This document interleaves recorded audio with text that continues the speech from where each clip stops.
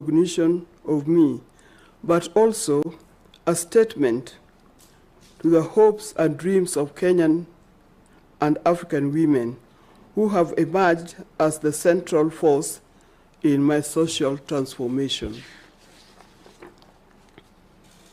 Honorable Chair,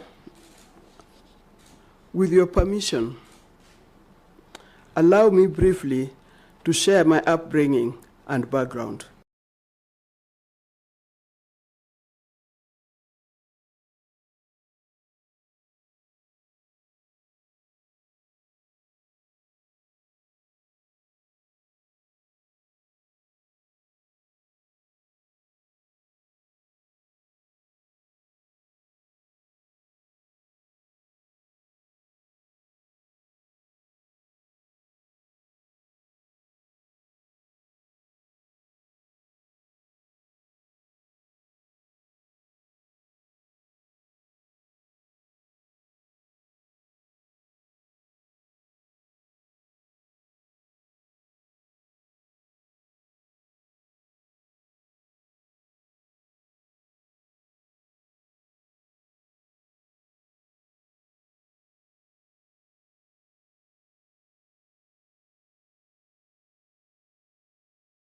To live full and impeccable life, raising 6 children with unwavering strength and serving faithfully in the church in various capacities for many years.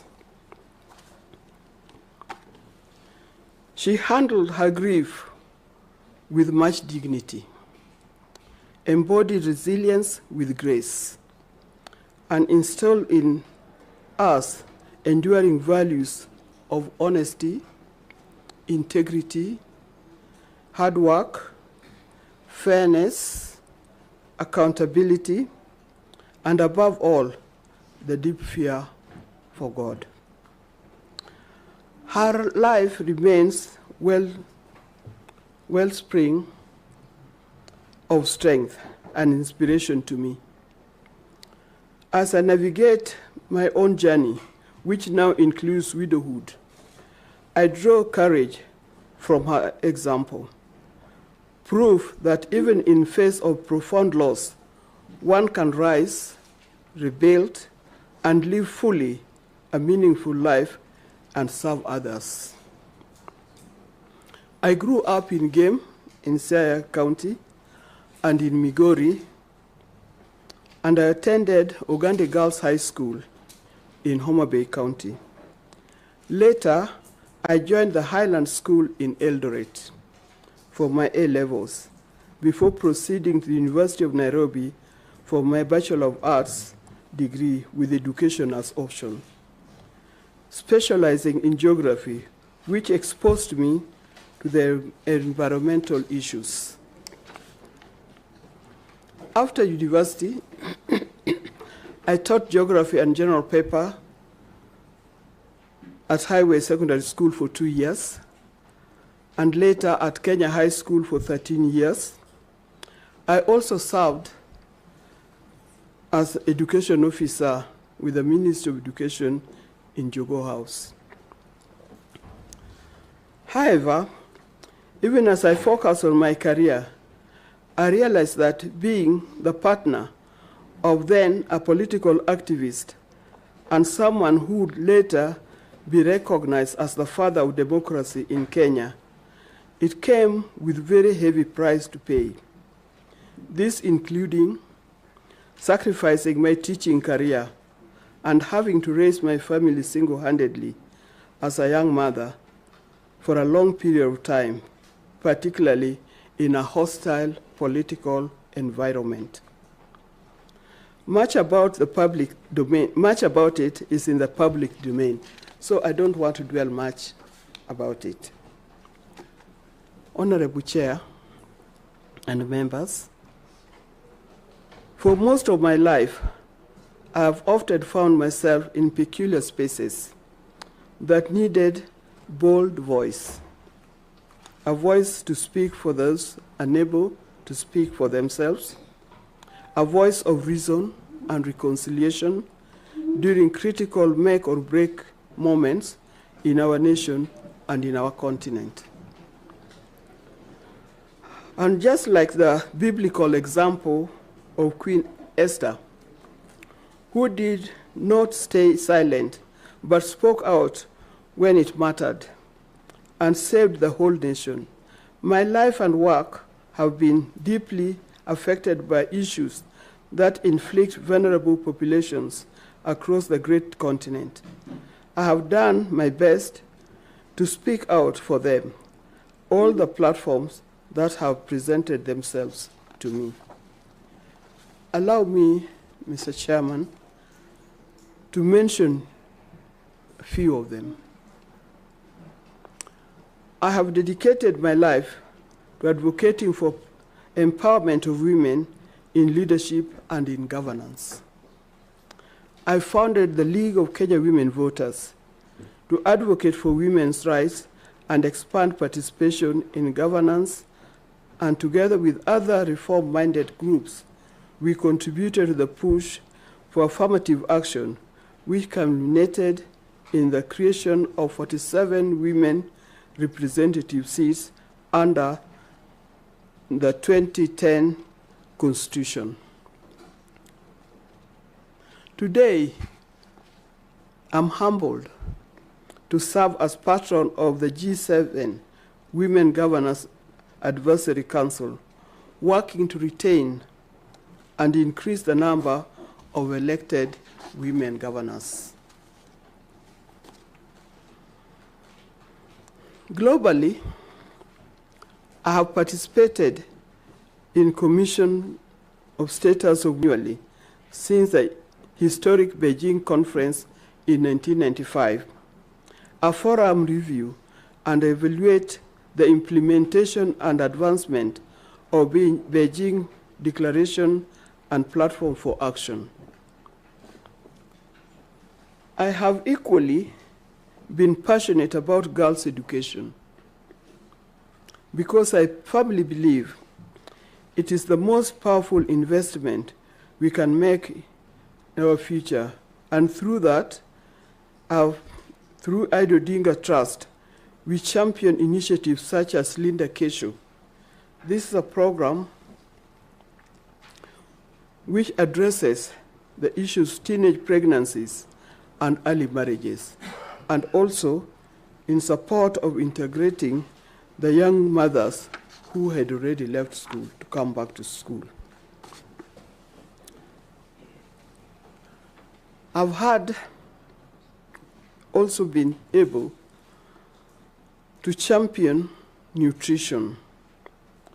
In the year 2008 in New York, I hosted a high-level roundtable summit for First Ladies in Africa, effective solution and end maternal and child malnutrition, which led to the declaration to include nutrition as a global development agenda. I also spearheaded and launched the first African nutrition policy in Kigali, in Rwanda.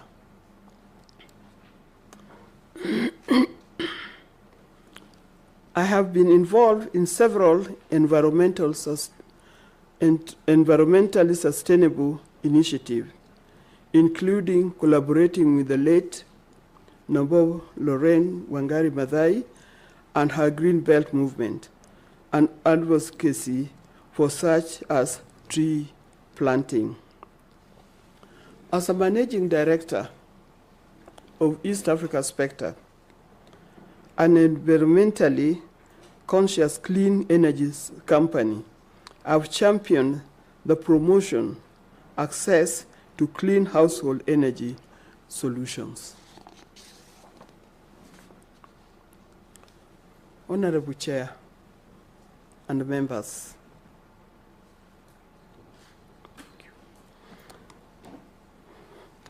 how we manage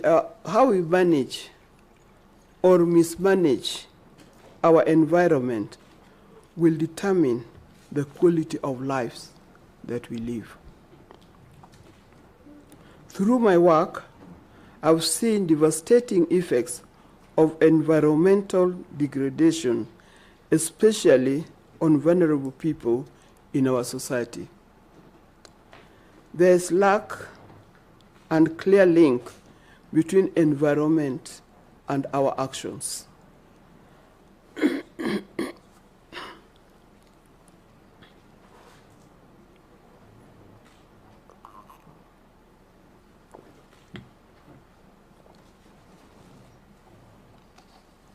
Honorable Chair and members, I believe that this is a critical moment when we are presented with an opportunity to shape the future. And if approved by this esteemed committee, I intend to do my level best to help stop killing our planet. I will pursue every specific and set priorities. First, during the United Nations Environmental Assembly held last year, Kenya demonstrated leadership by sponsoring and guiding the passage of 3 significant solutions. These are: 1, promoting sustainability solutions through sports and resilient planet. Secondly, environmental sustainability of artificial intelligence system. And third, environmental dimension of antimicrobial resistance. These are critical, and to ensure effective and efficient achievement, I intend to establish core structures, such as specialized working groups, bringing together multiple stakeholders to partner and to do the implementation.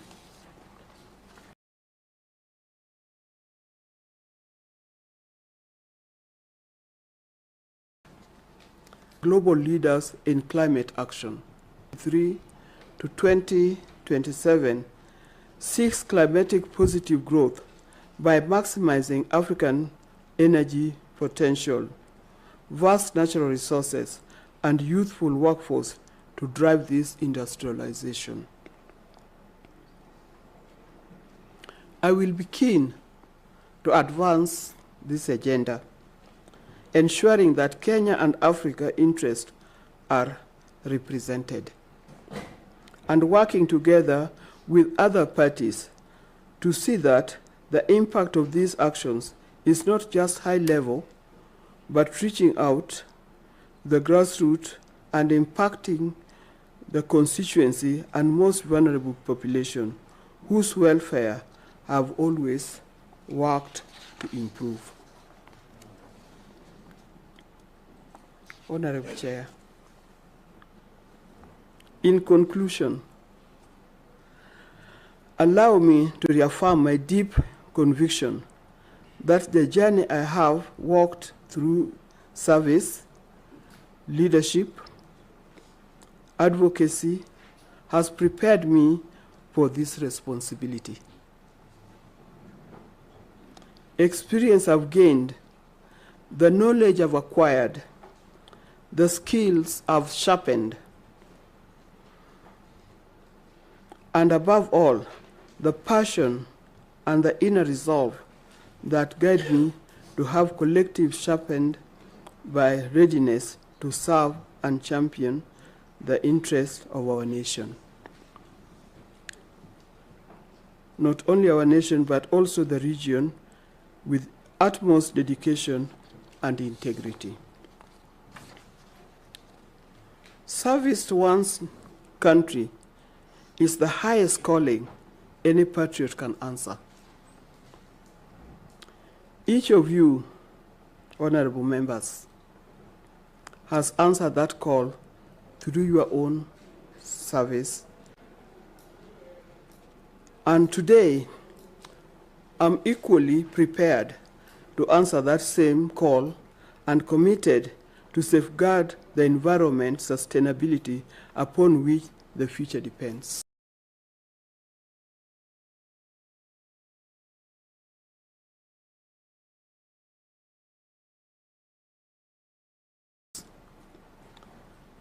to having conversation with you. Thank you, and may God bless you. Thank you. Thank you very much, Dr. Ida. Quite a detailed story of your life. I'll now allow members to ask you questions. As I do that, let me acknowledge the team that flanked you to give you support. You're most welcome. Feel comfortable. I'll start with Honorable Memusi.